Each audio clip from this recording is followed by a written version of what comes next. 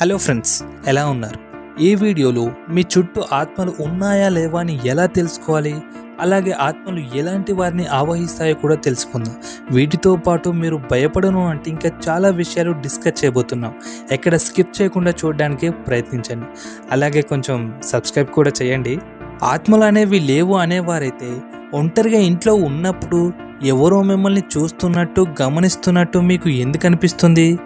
మీకు కావలసిన వారు మీ కళ్ళ ముందే చనిపోతే ఒంటరిగా ఉండడానికి ఎందుకు భయపడుతున్నారు?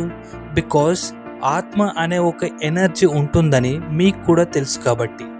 సోషల్ మీడియాలో కెమెరాకి చిక్కిన కొన్ని సంఘటనలు కానీ చిత్రాలు కానీ చూడటానికి భయాన్ని కలిగిస్తాయి. అది నిజమో కాదో అని పక్కన పెడితే అలా జరగటానికి కూడా ఆస్కారం ఉంది. నేను మా బృందం ఎప్పటికప్పుడు వీటిపై రీసెర్చ్ చేస్తూనే ఉంటాం. కాబట్టి నా మాటలు జాగ్రత్తగా వినండి. గరుడ పురాణం, విష్ణు పురాణం లాంటివి ఎన్ని చూసుకున్నా కోరికలు తీరకుండా చనిపోయిన వారి ఆత్మలు ఎలాగోలా శరీరానికి న్యాయం చేసే ఇంకో శరీరానికి వెళ్ళాలని అనుకుంటాయి. ఒక రోజుకి ఎందరో అకారణంగా చనిపోవడం జరుగుతుంది. కాబట్టి మన చుట్టూ ఆత్మలు ఉన్నాయంటే కొంచెం ఆలోచించాలి కదా. ఇప్పుడు కాశీలో దేవాలయానికి కొద్ది దూరంలో ఉన్న ఒక అఘోర ఏం చెప్పాడో చూద్దాం.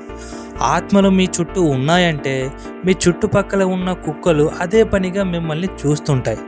ఎప్పుడు రాని ఒకటో రెండో కాకులు మీ పరిసరాల దగ్గర వాలి అరవడం జరుగుతుంది. దీనికి కారణం కూడా లేకపోలేదు.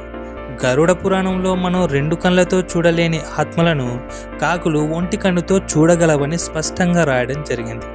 గాలి బాగా వీస్తున్న శ్వాస అందకపోవడంతో కాస్త ఇబ్బంది కలిగి పొడి దగ్గు రావడం జరుగుతుందట. అప్పుడప్పుడు ఛాతీ బరువెక్కి తరచూ నీళ్లు తాగుతుంటారు. ఇలా జరుగుతుందంటే ఏదో ఒక ఆత్మ మీలో ప్రవేశించడానికి ప్రయత్నిస్తుందని అర్థం చేసుకోవాలి. ఇందులో ఏదైనా సంఘటన మీకు జరుగుతుంటే కామెంట్ చేయండి. ఇక ఆత్మలు ఎలాంటి వారిని ఆవహిస్తాయో తెలుసుకుందాం. బేసిక్గా మన అమ్మమ్మ తాతయ్యలు కొన్ని చెయ్యొద్దు అని చెప్తే ఖచ్చితంగా చాలామంది వాటినే చేస్తుంటారు. వాటి వల్లే ఇలాంటి అనర్థాలు జరుగుతుంటాయి. గట్టిగా ఒప్పుకోవాల్సిన పాయింట్ ఏంటంటే దయ్యాలు ఆత్మలు లేవంటే ఇన్ని దర్గాలు, మసీదులు, బాబాలు ఎందుకు ఫేమస్ అవుతాయి చెప్పండి. ఈ విషయం కొట్టిపారేసే కొందరికి ఇలాంటి సమస్య ఎదురైతే నేరుగా దర్గాకో, మసీదుకో, బాబాల దగ్గరికో వెళ్తారు.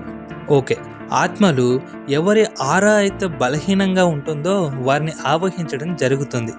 ఆరా ఎందుకు బలహీనంగా అవుతుందంటే భయమే దానికి ముఖ్య కారణం. మీరు గమనించినట్లయితే చీకటి పడగానే కొందరు ఎటూ వెళ్ళలేరు. ఎటు వెళ్ళాలన్నా ఒక తోడు కంపల్సరీ కావాల్సిందే. రాత్రిళ్ళు ప్రతి చిన్నదాన్ని చూసి భయపడే వాళ్ళు మీ చుట్టుపక్కల చాలామంది ఉంటారు, అవునా కాదు? అలాంటి వారినే ఆత్మలు ఆవహించడం జరుగుతుంది.